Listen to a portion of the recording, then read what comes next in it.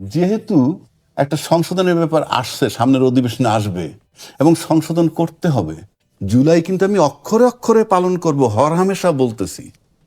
এবং সেখানে সত্য নিয়ে তারা একমত হয়েছিল যে অর্থ বিল এবং অনাস্থা এই দুইটা বিষয় বাদে বাকিগুলো স্বাধীনতা দেওয়া হবে। এটা তো হলো না স্বাধীনতা, এটা আগের না, নিয়মে না, চলে যাবে। আগের নিয়মে চলে, সংশোধন করিনি তো। সংশোধন করার পর 24শে সেপ্টেম্বর পর্যন্ত প্রেসিডেন্ট নির্বাচনের টাইম ছিল 90 দিনের হিসাবে। আপনি 27 দিনের মাথায় নির্বাচন করছেন, কারণ যদি কোনো কারণে 70 অনুচ্ছেদ নিয়ে আটকাই পইরা যায় এই সংশোধন করতে গেলে, 213টা আসন তো তাদেরই। সুতরাং অন্য দল না গেলেও তো আপনি নোট অফ ডিসেন্টের যেগুলো দিচ্ছেন তার সেখানে আপনার এইটা আপনার পক্ষে আছে। আপনারাই বলছেন আস্থা, অনাস্থা এবং অর্থবিল বাদে বাকিটা। ওই ভয়ে তড়িঘড়ি করে আপনি এখন নির্বাচনটা করে নিলেন। আমাদের সাবেক মানে প্রধানমন্ত্রী 70 অনুচ্ছেদের উপরে নির্ভর যেভাবে করছে, আপনারাও চান্সটা নিয়ে নিলেন। এটাকে বলা হয় সুযোগের সদ্ব্যবহার। কেননা যদি কোনো ঘটনা ঘটে যায়, দুর্ঘটনা ঘটতে পারে তো, নাইলে হুই পাবার ধমক দেয় কেন? 70 অনুচ্ছেদ থাকার পরও কিন্তু বলতেছে ভোট কিন্তু দিতে হবে, নাইলে বেকার।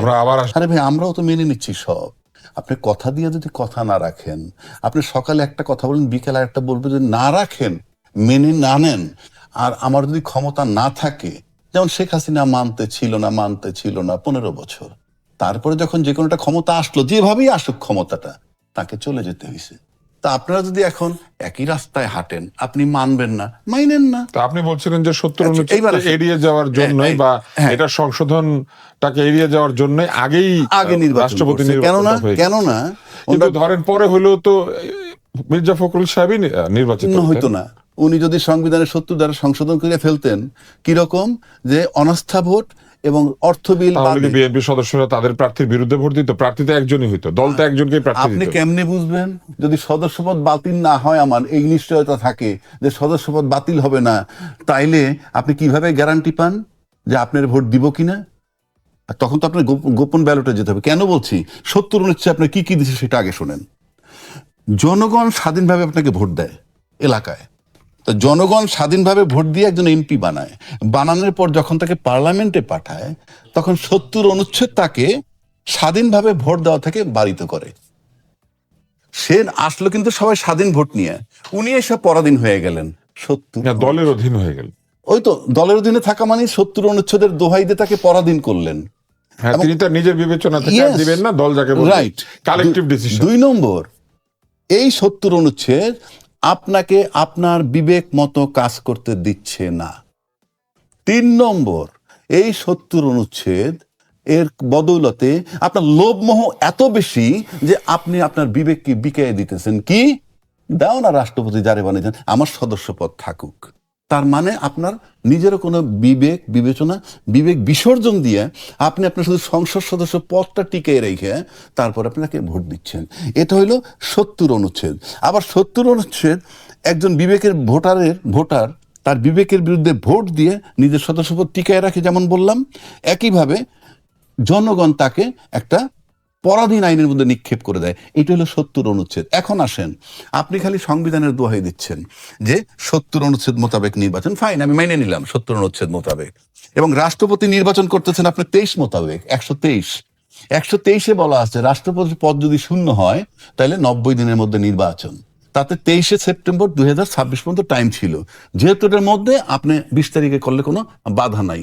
কেন করলেন সেটা তো বললামই, যে 70 অনুচ্ছেদ যদি উঠে যায় সেই বই। কিন্তু একটা কথা আছে এখানে, আপনি রাষ্ট্রপতি নির্বাচনের বেলায় সংবিধানের এত দোহাই দিলেন, তাহলে 123-এর অনুচ্ছেদে এটাও বলা আছে সংসদ যদি ভেঙে যায় 90 দিনের মধ্যে নির্বাচন হতে হবে। তাহলে আপনি 18 মাস 19 মাস পরে নির্বাচন করছিলেন কোন সংবিধানে? ব্যাখ্যা চাই আমরা।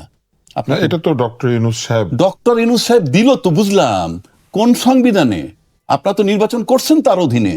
আপনারা তো এই 7-8 মাস যে লেফট রাইট করলেন সংস্কারের নামে, আমরা তো একবারও কারো মুখে, আপনি শুনছেন কিনা জানি না, একবারও গিয়ে কেউ বলে নাই যে ইউনূস সাহেব আপনি যতই সংশোধন নিয়ে চিৎকার করেন, সংস্কার করেন, কিন্তু 90 দিনের মধ্যে নির্বাচন দেওয়ার কথা।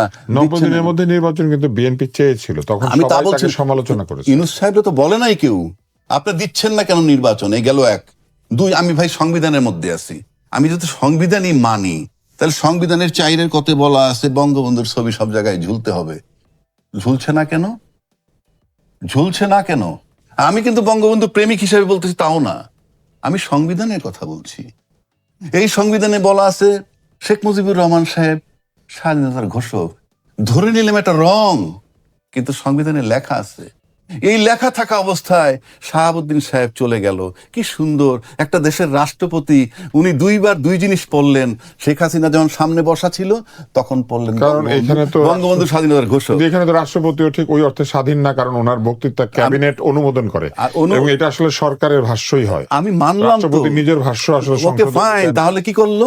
তারপর সরকার তাহলে কি করলো? যা লেখা থাকে একটা, পরও একটা, কিচ্ছু আসা যায় না। এই যে ড্যাম কেয়ার, আপনি যখন আইন বানাবেন জনগণের কাছ থেকে আপনি আইন মানবে আশা করেন কিভাবে? এটা আমাদের কাছে দৃশ্য। আমরা জনাব মাসুদ কামাল আপনার কাছে আসি। নির্বাচনের জন্য 349টি ব্যালট মুদ্রিত হয়েছিল, তার মধ্যে 343টি ব্যবহার করা হয়েছে। 6 জন ভোট দেন নাই। অলি আহমেদ সাহেব 88টা ভোট পেয়েছেন এবং মির্জা ফখরুল ইসলাম আলমগীর পেয়েছেন 255টা ভোট। এবং পরে এই যে 11 দলীয় ঐক্যের যিনি পদপ্রার্থী কর্নেল অবসরপ্রাপ্ত অলি আহমেদ, তিনি বলেছেন যে সংসদ সদস্যরা ইচ্ছা মতো ভোট দিতে পারে নাই। ওনারা তো জানতেন যে এখানে ইচ্ছা মতো ভোট দেওয়া যাবে না, ওনারাও হুইপ করেছেন তাদের সদস্যদেরকে, আর আমাদের সরকারি দলও হুইপ করেছে তাদের সদস্যদেরকে, এবং হুইপ জানিয়ে দিয়েছে যে কাকে ভোট দিতে হবে। তো অতএব আমরা তো জানতামই এই নির্বাচনের ফলাফল কি হবে, কিন্তু তারপরে এসে ইচ্ছা মতো ভোট দিতে পারে নাই। এই বক্তব্যের ব্যাখ্যা কি হতে পারে? আর আরেকটা হচ্ছে যে 6 জন যে ভোট দেন নাই তার মধ্যে মির্জা আব্বাস, ওসমান ফারুক এবং মুস্তফা কামাল পাশা, তারা ভোট দেন নাই। মির্জা আব্বাস অসুস্থতা জনিত কারণে বিদেশে আছেন।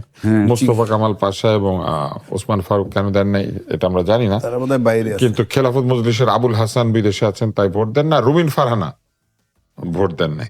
রুমিন ফারহানা বলে দিচ্ছে সে যেখানে জয় পরাজয় কোনো অনিশ্চয়তা নাই বলেছেন।